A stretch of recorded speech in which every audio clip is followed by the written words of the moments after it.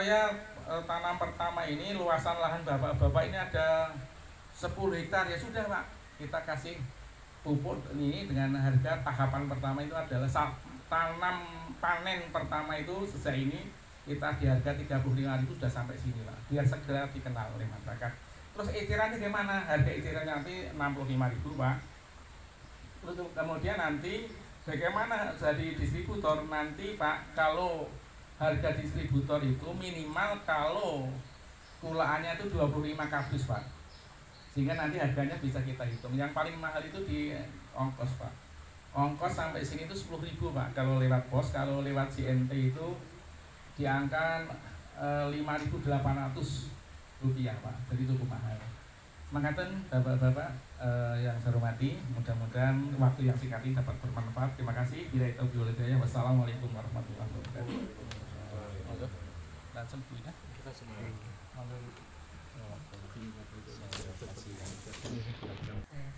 Supaya nggak ngantuk ya kita ngobrol ya Pak, tombol ngantuk. Baik bapak-bapak sekalian, alhamdulillah saya sampai di Banjarnegara. Perjalanannya agak jauh, Purwokerto. Kenapa? Karena harus pakai kereta, nggak bisa pakai pesawat. Mungkin nanti suatu saat Purbalingga atau kemudian akhirnya serangan sama penyakit juga menjadi dominan ya Pak ya. Monggo silakan Pak. Menjadi dominan. Kemudian akhirnya biaya yang kita keluarkan bertambah tinggi, ya, karena kita menggunakan pupuk tambah tinggi, terutama untuk obat-obatan, kemudian hasil turun. Nah, kira-kira menguntungkan apa enggak Pak selama ini? Untung Bu, yang penting bisa panen gitu ya. Yang penting bisa panen, biaya yang dikeluarkan tertutup sama hasil panennya Bapak ya. Tetapi sebetulnya kalau kita hitung dengan biaya tenaga kerja yang dikeluarkan oleh Bapak dari keluarga, mungkin tidak utuh ya Pak ya. Nah, saya mau bicara soal tanaman. Jadi hampir di seluruh Indonesia, saya udah keliling Pak, dari Sumatera, Jawa, Nusa Tenggara, Bali ya, terus kemudian ke Maluku, Sulawesi, sampai ke Papua. Rata-rata persoalannya sama. Kok sama Bu? Di Papua kan harusnya lebih subur ya Pak ya. Ternyata yang berbudidaya di Papua juga teman-teman trans dari Jawa, yang tahun 80-an mereka pindah ke sana, termasuk yang di Kalimantan mereka juga pindah ke sana dan mereka bertani sama prosesnya seperti pada waktu kita di tahun 80-an. Artinya apa? Intensifikasi kimia ya Pak ya. Saya ambil sampel tanah itu dari beberapa wilayah, rata-rata sama Pak. Bahan organiknya udah di bawah 2, pH-nya udah di bawah 5, artinya asam ya Pak ya. Nah, itulah yang membuat tanah secara fisik itu padat, keras. Kalau musim kemarau itu sampai metek ya Pak ya istilahnya. Nanti kalau musim hujan banjir, kebanyakan air sehingga air tidak bisa diserap ke bawah, airnya lari ya. Airnya kayak meninggalkan tanah begitu cepat karena dia tidak diserap oleh tanah kita. Apa yang menyebabkan begitu? Betul sekali tadi, penggunaan pupuk kimia yang berlebihan, penggunaan obat-obatan kimia yang berlebihan itu tidak hanya berdampak pada tanaman atau pada musuh alami ya Pak ya, tetapi juga berdampak pada tanah. Kenapa kok musuh alami? Biasanya kalau insektisida kita semprotkan, yang mati nggak hanya hamanya, yang mati musuh alaminya. Contohnya kepik ya Pak ya, kepik yang badannya totol-totol orange, totol-totol hitam ya. Cacing juga mati. Gimana Pak? Cacing. Oh iya, cacing juga ya. Kalau cacing itu Pak nggak usah pestisida, insektisida. Sampo kita kalau ramah, sampo 3 in 1, 5 in 1, siramin aja ke cacing, nggak pakai uget-uget lagi, cacingnya langsung pek gitu. Itu tanda bahwa bahan yang ada di sampo kita itu beracun untuk deterjennya, beracun untuk cacing. Tidak hanya itu, kepik itu kalau kita semprotkan insek yang mati nggak hanya wormnya, yang mati ya sak kepiknya. Padahal kepik itu sebetulnya adalah musuh alami worm. Jadi dia makanin worm Pak. Cuma sekarang wormnya jauh lebih banyak daripada kepiknya ya. Kepiknya nggak mampu lagi dia mengendalikan hamanya atau mengendalikan worm.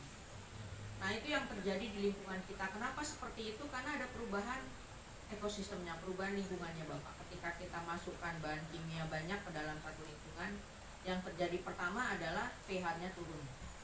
Kalau sudah pH-nya turun, maka mikroba tanah yang umumnya dia hidup di pH netral punah Pak. Kalau sudah punah maka tidak ada lagi yang mengurai. Ayo Bapak, kalau zaman dulu kita elep ya, itu istilahnya elep jerami padi kan hancur ya Pak ya. Kalau sekarang dilep jerami padi 6 bulan belum tentu hancur.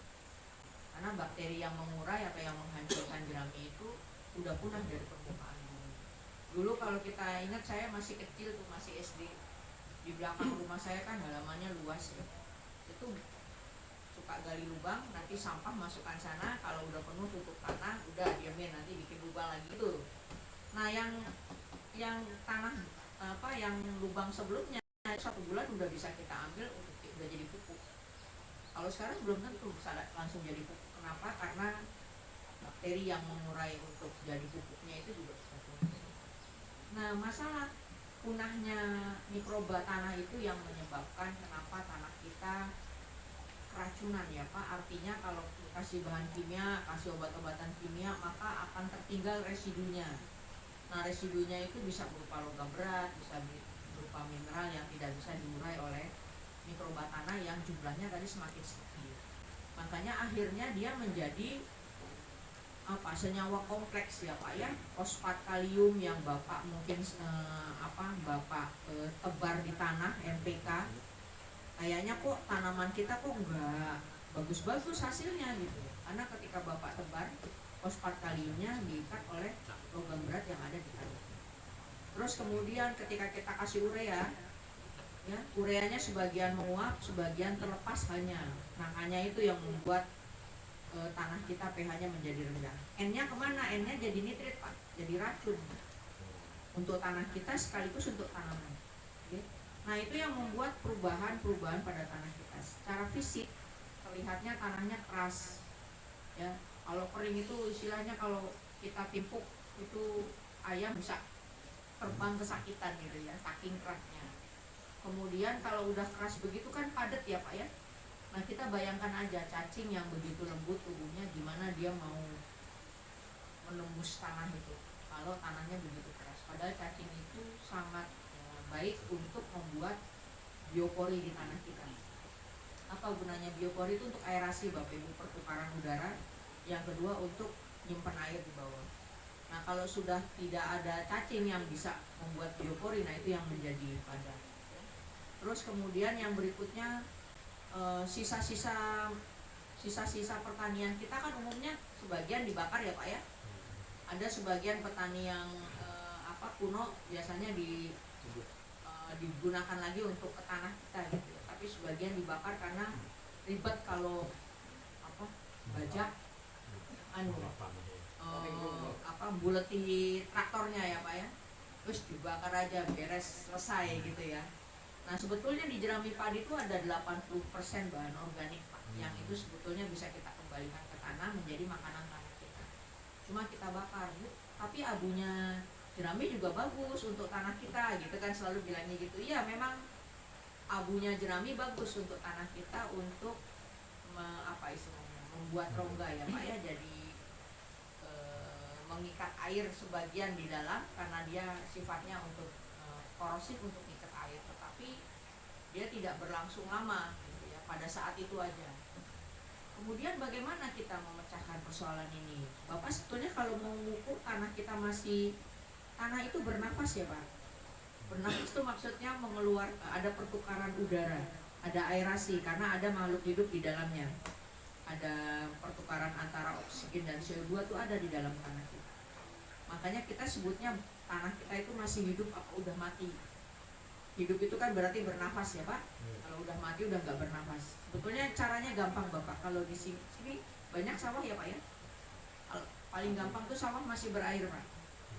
Sawah berair Bapak tuncepin pakai bambu aja, kira-kira 15-20 cm, nanti di airnya keluar gelembung udara apa enggak? Kalau masih keluar gelembung udara, sedikit maupun banyak itu tergantung tingkatannya. Kalau banyak ya paling dia masuk IGD aja, kita kasih suntik obat. Kalau orang sakit ya Pak ya udah boleh pulang. Tapi kalau ada enggak, wah udah kira-kira mau masuk ICU ini ya, harus diobatin, kasih oksigen gitu kan. Nah itu kita bisa lihat dari ukuran itu. Bu, tanah saya tanah perkebunan gitu ya, tanah horti ya, yang jarang ada air, kecuali bapak kocor gitu ya, atau bapak rendang apa istilahnya, bikin parit ya di sampingnya. Kalau tanahnya kering, bapak ambil aja, habis dipacul ya 20 cm diambil yang bagian dalam, bapak cemplungin aja ke gelas air bening ya Pak, bukan air yang ini. Air yang ini juga bisa kelihatan ada gelembung udaranya, tapi air ya, prinsipnya air bening. Cemplungin aja Pak. Kalau masih ada gelembung udara yang keluar ketika tanah itu kita cemplungin, berarti tanahnya bapak masih bernafas. Cemplungin udah diam aja, kayak hati-hati kita. Itu caranya kita melihat tanah kita yang paling sederhana ya Pak. Kalau yang rodo jelimet yang ngukur pH tanah, yang ngukur bahan organik tanah, yang ngukur kandungan NPK-nya. Tapi kalau yang paling sederhana adalah itu. Nah itu tanda bahwa tanah kita masih dalam kondisi baik atau tidak baik-baik saja ya. Yang baik ataupun tidak baik-baik saja, solusinya sebetulnya cuma satu. Kita meningkatkan bahan organiknya, melepaskan senyawa kompleksnya, kemudian meningkatkan pH-nya. Udah selesai itu Pak. Kalau udah pH-nya, kalau bahan organiknya meningkat, otomatis nanti pH tanahnya meningkat. Kalau pH tanah dan bahan organiknya meningkat, otomatis mikroba di situ akan tumbuh dengan bagus. Kalau mikrobanya tumbuh dengan bagus, maka dia akan mengurai senyawa kompleksnya, sehingga fosfat kalium tersedia. Hampir 60% fosfat kalium NPK yang Bapak masukkan ke dalam, masukkan atau tebar di tanah, yang digunakan tanaman cuma 40%-nya aja Pak. Bapak masukkan NPK kira-kira berapa 1 hektar ke tanah kita, nebarkan ke tanah kita? Ada 1 kintal, 2 kintal, 3 kintal? Berapa Pak? 3 kintal ada, 4 kintal? 5 kintal? Kalau ada terus berarti ada 10 kintal. Enggak lah ya, kalau 10 kintal bangkrut kita. 4 kintal misalnya ya Pak ya, 4 kintal kan 400, yang digunakan itu cuma 40%-nya aja. Berarti sekitar 1 kintal 60 aja. 2 kintal 40-nya kemana? Wah, bawa air atau terikat senyawa kompleks sehingga nggak bisa digunakan air. Kalau kita hitung 2 kintal 40 kilo, 1 kilonya berapa Pak? 125.050 ya. 50 kilo, 50 kilo 125.000 ya, betul ya? Jadi kalau 1 kilonya berapa Pak kira-kira? Sekitar 2.000-an benar? 5.000 atau 2.000? 2.000 ya Pak? 2.000 kali 2 kintal 40 kilo berapa Pak? Berapa Pak? 500.000. Bapak rokoknya ini berapa? 1 kotak ini. Tergantung mereknya Bu Indah. Ya merek paling mahal Pak. 20.000. 500.000 bagi 20.000 dapat berapa kotak Pak? Itu hitungannya kita. Kalau ibu-ibu ya 500.000 dapat seperempat gram ya. Lumayan ngumpulin 4 gram ya. 0,25 gram. Nah itu yang kita buang. Itu baru yang kita Pak, belum ureanya ya. Itu yang kita buang, uang yang kita buang. Apalagi gini, sini kan banyak sawah ya Pak. Bapak bajaknya gimana? Airnya terbuka ngalir, apa air tertutup diam aja di situ? Tertutup. Tertutup. Ada yang terbuka? Kalau yang terbuka, daerah yang kaya air terbuka. Bukan kaya air Pak, itu orang kaya duit. Dibuang itu duitnya. Kalau tertutup, dia nabung tuh ya. Kenapa saya cerita begitu? Kan kalau dibajak kan kita putar ya, air tanah kan diaduk ya Pak ya, mungkin 20 cm ya. Airnya ngalir, jadi Bapak tuh kayak nguras uang Bapak yang selama ini dimasukkan ke dalam tanah kita. Kuras tuh yang paling subur siapa Pak? Kalau yang paling bawah bajaknya juga begitu ya, yang paling subur sungainya. Karena ngalirnya kan ke irigasi ya Pak ya. Dibuang semua tuh Pak. Itulah yang membuat kita, kenapa tanah kita menjadi semakin miskin. Selain berlebihan bahan kimia yang masuk ke tanah kita, tanah kita juga dikuras, jadi makin miskin. Jadi lapisan olah tanahnya makin lama ya makin tipis, makin tipis, makin tipis. Dulu mungkin masih zaman orang tua kita bisa sedengkul ya Pak, terus berkurang jadi tinggal setengah betis, sekarang mungkin berkurang jadi semata kaki ya. Itu tanda bahwa lapis olah tanahnya atau lapisan bahan organik semakin lama. Itu kira-kira Pak persoalan tanah kita, sehingga kenapa Bapak gunakan pupuk makin banyak, hasilnya makin sedikit, karena yang diserap tanaman terbatas 40%, kemudian yang kedua haranya tidak tersedia. Gitu ya Pak ya. Nah, gimana solusinya? Ya serahkan saja pada Ribos Merah. Oh, ini promosinya begitu? Enggak promosi. Saya bukan menciptakan. Kalau pencipta itu semuanya Allah. Saya cuma memanfaatkan yang Allah kasih sama kita. Saya menggunakan mikroba, bakteri tanah Pak, yang saya gunakan di sini, sehingga kalau kita siram ke tanah atau kita siram ke tanaman tidak akan terjadi antagonis atau berlawanan ya, berlawanan fungsinya. Apa yang kita lakukan dengan tanah kita? Kita bisa menggunakan Ribos. Ribos ini memang saya buat itu untuk menyuburkan tanah, tidak hanya fisik, kimia, tetapi juga biologis. Gimana cara kerjanya Bapak? Di Ribos ada mikrobanya, daya tahannya atau expirednya tuh 2 tahun Pak. 2 tahun itu tinggal 100 sel bakterinya, tinggal 100 biji kalau lereng ya, tinggal 100 sel bakterinya. Setelah 2 tahun dia tidak perlu Bapak buang. Kalau disiram ke tanah ya tinggal nambahin C-nya aja, tinggal nambahin nutrisinya aja, tetapi tidak nambahkan bakterinya. Jadi tidak ada pekerjaan yang bisa dilakukan oleh atau yang bisa ditingkatkan yang dikerjakan oleh bakteri, karena bakterinya udah nggak ada. Tapi dalam jangka waktu produksi 1-2 tahun, Bapak itu bisa gunakan itu sebagai pembenang tanah istilahnya ya Pak ya. Pembenang tanah, penyubur tanah, bioaktivator ataupun apapun ya. Tetapi di sini memang fungsinya banyak. Yang pertama, dia akan mengurai sisa tanaman yang ada di tanah itu. Jadi Bapak kalau punya sawah masih ada batang padinya, nggak masalah. Kemudian atau Bapak masih ada jeraminya di sawah, nggak masalah ya. Nanti yang paling efektif itu memang ketika kita balik bajak pertama kalau di sawah. Kalau di lahan horti enggak. Pada saat Bapak macul menggaru ya, itu bisa kita semprotkan Ribos Merah. Semprotkannya yang paling bagus sore hari. Sore hari hujan, nanti ke bawah air. Oh ya, jangan waktu hujan. Waktu hujan tuh nggak hanya membawa mencuci Ribosnya, tapi membuat Bapak juga jadi sakit gitu ya. Jadi nyemprotnya jangan waktu hujan. Nanti dia akan kembali ke tanah dan di tanah dia akan bekerja untuk kita. Kalau ada jeraminya gimana Bu? Jeraminya pada saat Bapak, kalau misalnya ada jerami padi, Bapak juga bisa tebar merata jeraminya, bisa Bapak semprotkan. Nanti Pak, ditunggu aja 7 hari. Kalau 7 hari ketika Bapak bajak, jeraminya akan kaku Pak. Enggak bulat di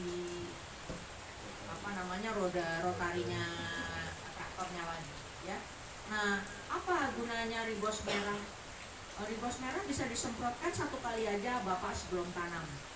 Bu, saya nih misalnya Bapak pelatihan sekarang kan, kita diskusi sekarang, Bu, saya kadung udah di air, udah diairi sawahnya, kadung udah dibajak, gimana? Bisa aja nggak apa-apa, udah ada air bisa. Bu, saya kadung udah tanam, udah 14 hari, bisa aja nggak masalah, nggak apa-apa. 14 hari kan masih kelihatan air sama tanahnya ya Pak ya, Bapak bisa semprot di tanahnya, di airnya, nggak masalah. Bu, nanti tanamannya mati enggak? Pak Anding minum Ribos juga nggak mati, pasti tanaman juga nggak mati. Yo, Pak Anding minum sih mana, sih kuning. Tapi bukan ya Pak, terminum, bukan diminum ya Pak. Kalau terminum itu nggak sengaja, kalau diminum sengaja. Tapi oleh Pak Anding sengaja. Nggak boleh ditiru Pak, karena ini bukan untuk makanan manusia ya. Nah, ini Ribos ini nanti 1 hektar, 6 liter itu cukup untuk 1 hektar. Jadi kalau dosisnya 30 ml per liter air. Jadi kalau Bapak punya tangki kompres isi 15 liter, itu cukup 2 gelas aqua. Nanti Bapak bisa semprotkan, biasanya kita butuh sekitar, kalau yang 15 liter itu mungkin butuh sekitar 15 tangki ya, 1 hektar untuk semprot dengan usul kasar. Tapi kalau yang 20 liter itu cukup 10 tangki aja udah cukup dengan usul kasar. Dosisnya 6 liter. Kalau Bapak cuma pakai tangki, kalau cuma pakai tangki 15 bisa cuma 10 tangki ya nggak apa-apa, nanti dosis di tangkinya aja yang ditambahkan. Intinya adalah 1 liter, 6 liter itu untuk 1 hektar lahan. Apa manfaatnya ribos merah itu untuk tanah kita? Yang pertama, dia mengurai jerami tadi Pak ya, sisa tanaman. Kalau di sana ada jagung, masih ada akarnya jagung ya, biasanya kan kita cuma tebas batangnya ya Pak ya untuk makanan ternak. Nah kalau untuk makanan ternak, jagung ntar ada cara lagi bagaimana kita memfermentasinya. Itu dia akan mengurai itu, atau sisa daun atau sisa tanaman yang lain dia akan urai jadi bahan organik. Bahan organiknya nanti perlahan akan meningkat. Memang tidak saat itu semprot besoknya meningkat bahan organik, enggak, dia butuh waktu. Biasanya 1 periode tanam nanti meningkat, paling optimal nanti 3 periode tanam dia udah meningkat. Sampai dengan kalau bahan organiknya cuma di bawah 2 Pak, dia bisa meningkat sampai 3-5% setelah 3 periode tanam. Yang harusnya bisa dilakukan kalau kita masukkan pupuk organik padat tuh Pak, pupuk organik padat 1 hektar 20 ton selama 3 periode tanam berarti 60 ton. Nah kalau dengan pupuk ribos kita cukup masukkan 2 ton aja, ditambahin ribos merah itu udah bisa menaikkan nanti 3 periode tanam sampai dengan 3,5. Bahan organiknya itu sangat optimal untuk kita tanam padi dan tanaman yang lain. Selain bahan organik meningkat, kalau bahan organik udah meningkat, otomatis nanti pH-nya meningkat. Pengalaman saya di Batu itu tanaman apel, ya Allah, pokoknya saya nggak berani makan apel itu Pak, karena saya tahu nyemprotnya berapa kali sehari. 3 kali. Semprot obatnya itu 3 kali sehari, karena kalau nggak gitu dia nggak panen. Ya serangan nama penyakitnya itu sangat dahsyat gitu ya, kayak acaranya TV. Tanahnya itu udah kayak pakai bedak Pak. Karena kalau semprot pestisida, cirinya adalah dia kalau jatuh ke tanah itu kan putih-putih ya Pak ya. Nggak hanya tanahnya yang putih Pak, buah apelnya tuh juga putih-putih ya, kusam gitu ya, karena semprot sisanya pestisidanya itu. Tanahnya udah putih kayak bedak, nih kalau diginikan itu ya tangan saya putih. Itu pH-nya udah di bawah 4. Jadi kenapa kok tanaman apel tuh disebut apel cherry, karena apelnya nggak bisa besar, kecil. Nah itu karena itu tanahnya udah nggak bisa menyediakan hara bagi tanaman. Nah kita semprotkan, pH-nya dari 4 naik terus, beranjak naik. Setelah 6 bulan dia bisa di angka 6,2 pH-nya. Nah, jadi salah duanya ya, unggulannya ribos itu bisa meningkatkan pH tanah. pH tanah yang paling optimal untuk tanah bisa berbudidaya yang baik atau bertumbuh yang baik 6,7.